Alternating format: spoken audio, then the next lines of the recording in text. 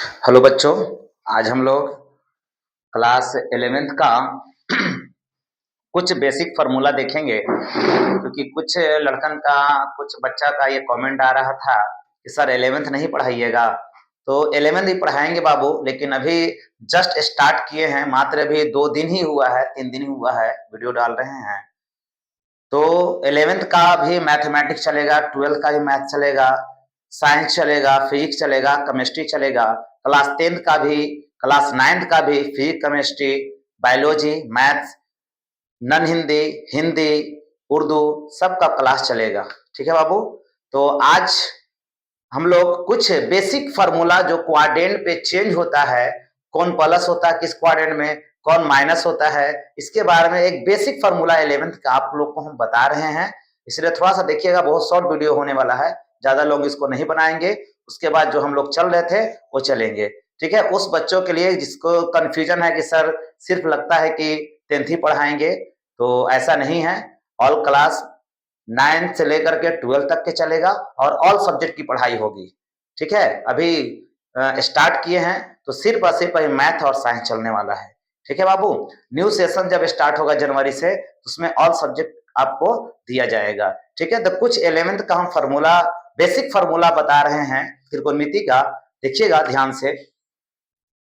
देखिए लिखा हो class 11 trigonometric basic formula concept के साथ। देखिए सबसे पहले वहां पे क्वाड्रेंट पे 11th में घूमता है। अगर आपको क्वाड्रेंट समझ में आएगा तो समझ पाएंगे कि किस क्वाड्रेंट में साइन प्लस होता है, माइनस होता है, किस क्वाड्रेंट में टैन प्लस होता है, माइनस होता है, किस क्वाड्रेंट में कॉस होता है, सेक होता है। ये सब हम लोग बेसिक समझेंगे। ठीक है, तो उसी के लिए थोड़ा सा हमने बनाया, वीडियो बना रहे हैं, समझिएगा कि कैसे ये हो पाएगा।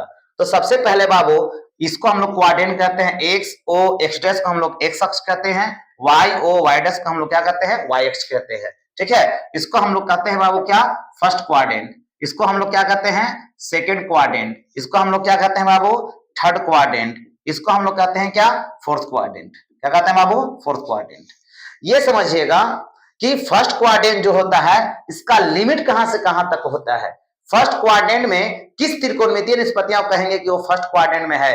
तो बाबू अगर उसका थीटा जो है 90 डिग्री से कम या 360 डिग्री से क्या हो, ज्यादा हो, यानी उसका कोण का जो मान होगा 90 डिग्री से कम और 360 डिग्री से क्या हो, अगर अधिक हो, तो किसमें होगा, फर्स्ट क्वाड्रेंट में होगा।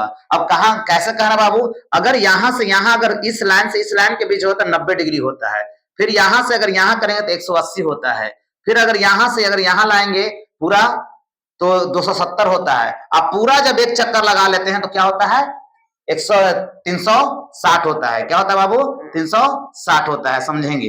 इसलिए यहाँ पास क्वाड्रेंट को समझना जरूरी हो जाता है कि कैसे होता है। और बाबू एक चीज और है कि यदि कोण है ना वामावर्त यानी बायां हाथ की ओर अगर मूव करता है तो कोण क्या होता है, धनात्मक होता है।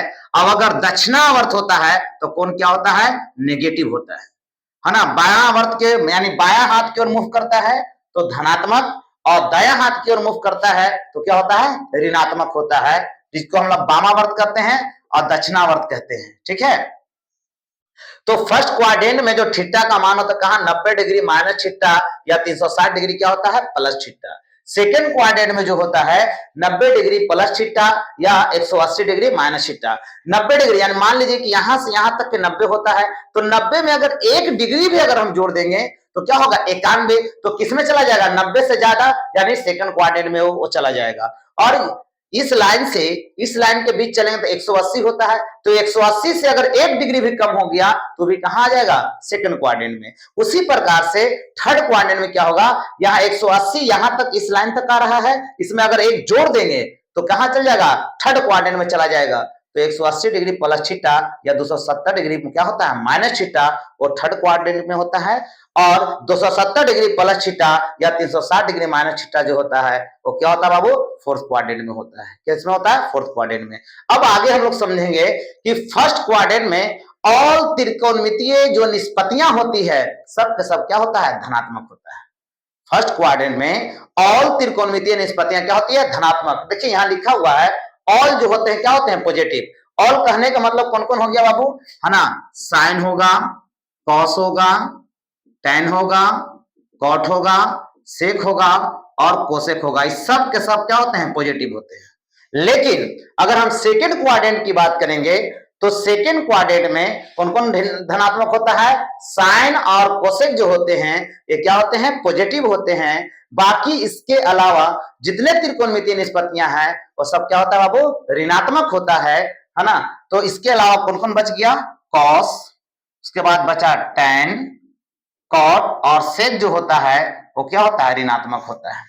उसी प्रकार से अगर हम थर्ड क्वाड्रेंट की बात करें तो थर्ड क्वाड्रेंट में टैन और कॉट जो होता है वो क्या होता है, पॉजिटिव होता है। और बाकी इसको छोड़ करके, ये दोनों को छोड़ करके बाकी जो चार बच गए वो क्या होते हैं बाबू, ऋणात्मक होते हैं। जैसे में देखेंगे, जैसे में रहेगा साइन, कॉस, फिर रहेगा सेक और क्या रहेगा, कोसेक।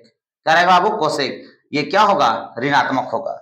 उसी तरह से फोर्थ क्वाड्रेंट में अगर बात करें तो फोर्थ क्वाड्रेंट में कॉस और सेक पॉजिटिव होता है। इसके बाद बाकी जितने चार बच गए वो क्या होते हैं, ऋणात्मक होते हैं। ऋणात्मक कौन कौन हो जाएंगे, तो हो जाएगा आपका, हो जाएगा साइन, उसके बाद हो जाएगा टैन, उसके बाद हो जाएगा आपका कॉट, उसके बाद आपका हो जाएगा कोसेक। ये क्या होता है, ऋणात्मक होता है। ठीक है, इसी के आधार पे आपको जो है ना, त्रिकोणमिति का जो भी बेसिक फार्मूला है वो यहाँ पे मूव करता है। कैसे, आपसे कह देगा कि साइन 90 डिग्री माइनस थीटा क्या होगा, साइन 90 डिग्री प्लस थीटा क्या होगा, कॉस 90 डिग्री माइनस थीटा क्या होगा, कॉस 90 डिग्री प्लस थीटा क्या होगा, कॉस 180 डिग्री प्लस थीटा क्या होगा, कॉस 270 डिग्री प्लस थीटा क्या होगा। इस तरह से जो मूव करता है, तो अगर याद रहेगा ये तो सबका हम बेहतर तरीके से हम समझ सकते हैं। कुछ चीजें और होती है, जैसे में देख लीजिए, लिखे हैं कि यदि मान लीजिए कोण अगर रहेगा इस तरह दिया हुआ है कि 90 डिग्री प्लस माइनस थीटा या 270 डिग्री प्लस माइनस थीटा में क्या होता है, चेंज होता है। चेंज कैसे होता है ना, ऐसे साइन कॉस में चेंज होता है और कॉस साइन में होता है, टैन कॉट में होता है और कॉट क्या में होता है, टैन में, सेक जो होता है कोसेक में और कोसेक क्या होता है, सेक में। लेकिन यहां अगर बात करेंगे कि 180 डिग्री प्लस माइनस थीटा या 360 डिग्री प्लस माइनस थीटा क्या होता है, नो चेंज होता है। क्या होता है, नो चेंज। नो चेंज कहने का मतलब कि साइन का साइन होता है, कॉस का कॉस होता है, टैन का टैन होता है, सेक का सेक होता है, कोसेक का क्या होता है, कोसेक होता है। एक चीज और बता दे बाबू कि कैसे, ये जो बता दिया तो कैसे आखिर हमने बताया। जैसे में एग्जाम्पल रहेगा, ऐसा रहेगा कि मान लीजिए कि साइन 90 डिग्री माइनस थीटा होता है तो क्या होगा, कॉस थीटा। क्यों, क्योंकि देखिए 90 प्लस माइनस थीटा में क्या होता है, चेंज होता है। 90 डिग्री माइनस थीटा बराबर क्या होगा, कॉस थीटा। इसी तरह से रहेगा 90 साइन 90 डिग्री प्लस थीटा बराबर क्या होगा, ये भी कॉस थीटा ही होगा। अब कहो सर क्यों, तो ये देखिए किसको बदल रहे हैं, साइन 90 डिग्री प्लस थीटा की बात कर रहे हैं। तो 90 डिग्री प्लस थीटा किस क्वाड्रेंट में गया बाबू, सेकेंड क्वाड्रेंट में। और हम जानते हैं कि सेकेंड क्वाड्रेंट में साइन क्या होता है, धनात्मक होता है। इस कारण से यहाँ क्या आ गया, प्लस हो गया। अब कुछ बच्चों का कंफ्यूजन हो जाता है बाबू, क्या कंफ्यूजन होता है, कहे सर आ तो रहा है कॉस, है ना, आ रहा है कॉस, कहेंगे प्लस कैसे सर, यहाँ तो बताएं कि कॉस क्या होता है, ऋणात्मक होता है। लेकिन नहीं, जिसका लिख रहे हैं उसको देखना होता है। तो हम किसको लिख रहे थे, साइन को देख रहेंगे ना कि कौन है, तो साइन न है, तो साइन सेकंड में क्या है, धनात्मक है। इस कारण से क्या होगा, धनात्मक होगा। अगर हम बात करें ऐसे रहेगा कि sine cos cos 90 degree plus theta, तब यहां क्या होगा, माइनस साइन थीटा। चेंज हो रहा है, साइन जो है ना, साइन कॉस में तो कॉस क्या है, साइन में, कॉस साइन में तो चेंज हो गया, लेकिन क्या रहा है, ऋणात्मक। क्यों, क्योंकि सेकंड क्वाड्रेंट में कॉस क्या होता है, ऋणात्मक होता है। कॉस क्या होता है, ऋणात्मक, तो हम कॉस के लिख रहे थे। इसी प्रकार से अगर आगे हम बात करें, लिख देंगे कि टैन 180 डिग्री माइनस थीटा। तो यहां देखिए 180 डिग्री माइनस थीटा सबसे पहले देखिए कि किस क्वाड्रेंट में है।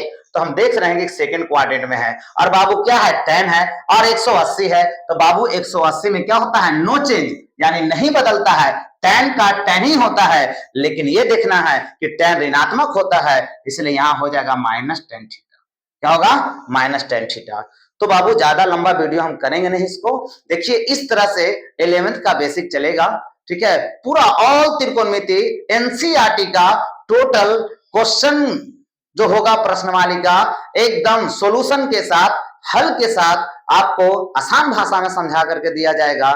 इसलिए आप लोग से अगर ये गुजारिश है कि अगर आपको वीडियो अच्छा लगे, कॉन्सेप्ट समझ में आए, मैथ बनाने का तरीका अच्छा लगे या आपको भाषा समझ में अगर आए तो प्लीज वीडियो को लाइक, सब्सक्राइब और शेयर करना ना भूलें। अगर आप सपोर्ट करेंगे तो हम आपको बेहतर तरीके से कंटेंट देने की कोशिश करेंगे।